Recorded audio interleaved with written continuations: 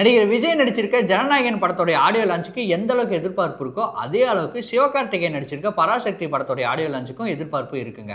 ஜனநாயகன் பொறுத்த வரைக்கும் நமக்கு நல்லா தெரியும், மலேசியாவில் தான் அந்த ஆடியோ லான்ச் நடக்குது. அண்ட் அது மட்டும் இல்லாமல் முக்கியமான சிங்கர்ஸ், முக்கியமான மியூசிக் டைரக்டர்ஸ்லாம் கலந்துக்க போகிறாங்க.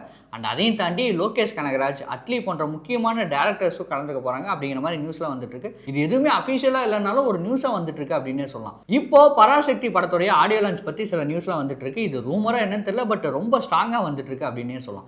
என்னன்னா, இந்த ஆடியோ லான்ச்சில், அதாவது பராசக்தி படத்தோடைய ஆடியோ லான்ச்சில் இருக்கிற முக்கியமான ஹீரோஸ் எல்லாரும் வர போகிறாங்க அப்படிங்கிற மாதிரி சொல்லியிருக்காங்க. அண்ட் அதையும் தாண்டி ரஜினி, கமல் 2 பேருமே ஒன்றா கலந்துக்க போகிறாங்க அப்படிங்கிற மாதிரி சொல்லியிருக்காங்க.